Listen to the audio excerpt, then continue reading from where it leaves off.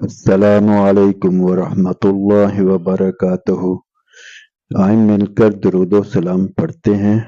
لاکھوں کروڑوں اربوں خربوں لاتعداد اور لامحدود درود و سلام علی محمد وعلی آلہ وصحابہ وبارک وسلم۔ جزا اللہ عنا محمدا ما وعلہ، اللہم صل علی محمد کما تحب وترضی۔ آج کی ویڈیو کی طرف بڑھنے سے پہلے گزارش ہے کہ اسے بہت ہی توجہ سے، غور و فکر سے اور عمل کی نیت سے پورا سنیں اور اپنے دوست احباب عزیز و اقارب میں اس کو شیئر کریں۔ تو چلیں بڑھتے ہیں آج کی ویڈیو کی طرف۔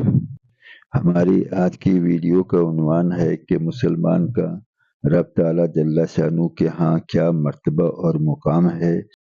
سورہ بقرہ آیت نمبر 221 میں رب تعالیٰ جل شانہ ارشاد فرماتے ہیں، جس کا ترجمہ ہے، اور ایک مسلمان غلام مشرک آزاد مرد سے کہیں بہتر ہے، خواہ وہ مشرک مرد تم کو کتنا ہی بھلا کیوں نہ معلوم ہوتا ہو۔ وَلَعَبْدٌ مُّؤْمِنٌ خَيْرٌ مِّن مُّشْرِكٍ وَلَوْ أَعْجَبَكُمْ۔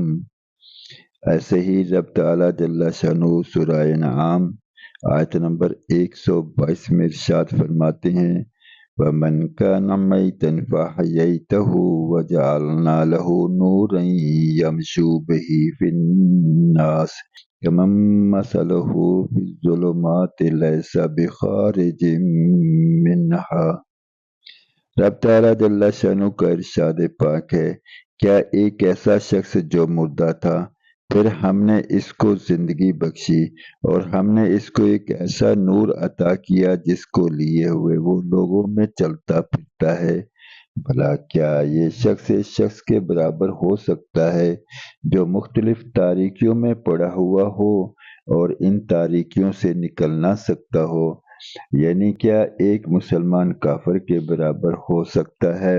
سورہ سجدہ آیت نمبر 18 میں رب تعالیٰ جل شانہ کا ارشاد پاک ہے، فَمَنْ كَانَ مُؤْمِنًا كَمَنْ كَانَ فَاسِقًا لَا يَسْتَوُونَ۔ یعنی جو شخص مومن ہو کیا وہ اس شخص جیسا ہو جائے گا جو بے حکم یعنی کافر ہو؟ نہیں، وہ آپس میں برابر نہیں ہو سکتے۔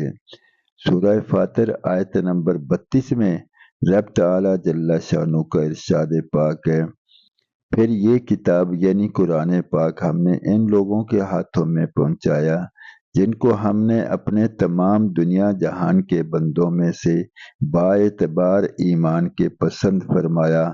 مراد اس سے اہل اسلام ہے جو اس حیثیت ایمان سے تمام دنیا والوں میں مقبول عند اللہ ہیں۔ اب اس سلسلے میں ایک حدیث پاک جو کہ مجموع الزوائد جلد 3 صفحہ 630 پر طبرانی شریف کے حوالے سے آئی ہے۔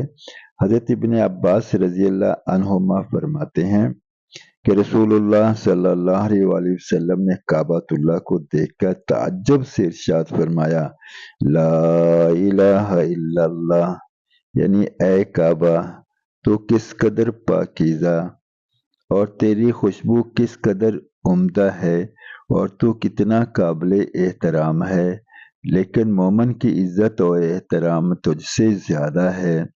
اللہ تعالیٰ جل شانہ نے تجھ کو قابل احترام بنایا ہے اور اسی طرح مومن کے مال، خون اور عزت کو بھی قابل احترام بنایا ہے۔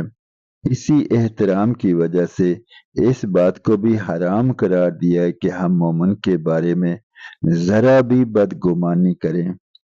آپ اندازہ لگا لیں کہ رب تعالیٰ جل شانہ کے ہاں اور رسول مکرم حضرت محمد رسول اللہ صلی اللہ علیہ وآلہ وسلم کے ہاں ایک مسلمان کا کیا مرتبہ اور مقام ہے، اس کے بارے میں بدگمانی کرنا بھی پسند نہیں جائے کہ ہم اپنے ارد گرد کو دیکھتے ہیں، اپنے حال کو دیکھتے ہیں کہ جس میں سوائے مسلمانوں کی چغلیوں کے، ان کی غیبت کے اور بدگمانی کے کچھ نظر نہیں آتا۔ ایسا بگاڑ معاشرے میں آخر کیوں پیدا ہوا؟ اس بگاڑ کے سدھار کی آج ہی کوشش کرنے کی ضرورت ہے، کیونکہ جب ہم ایمان کی محنت کو چھوڑتے ہیں تو جو صاحب ایمان ہے اس کی قدر و منزلت خود بخود ہمارے دلوں میں کم ہوتی جاتی ہے۔ اور اسی کو تو ارشاد فرمایا کہ ایک مسلمان دوسرے مسلمان کا بھائی ہے، اور اس کی غیبت کرنا اس کے گوشت کھانے کے برابر ہے۔ ایک جگہ ارشاد فرمایا کہ مسلمان مسلمان کا بھائی ہے اور اس کو چاہیے کہ اپنے مسلمان بھائی کی اصلاح کرے۔ ہم اپنی ذات سے سارے مسلمانوں کی عزت اور احترام کریں، جو اللہ رب العزت اور اللہ کے پیارے محبوب محمد کریم رؤوف الرحیم صلی اللہ علیہ وآلہ وسلم کے ہاں کعبۃ اللہ سے بھی زیادہ قابل احترام ہے، تو ہم کیوں نہ اس کا احترام کریں، عزت کریں اور اس کے وقار کو بلند کرنے کی کوشش کریں۔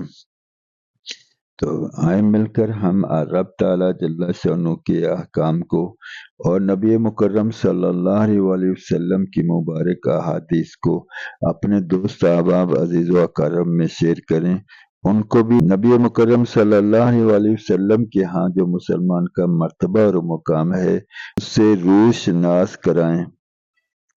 ہم کوشش کریں گے رب تعالیٰ جل شانہ اپنے فضل سے مسلمان کی عزت اور وقار کو بلند فرما دیں گے، اور جتنا مسلمان کی عزت اور وقار ہمارے دل میں بڑھتا جائے گا اتنا ہی ہمارے ایمان کا لیول بلند ہوتا جائے گا، ایمان کا مرتبہ اور مقام بلند ہوتا جائے گا۔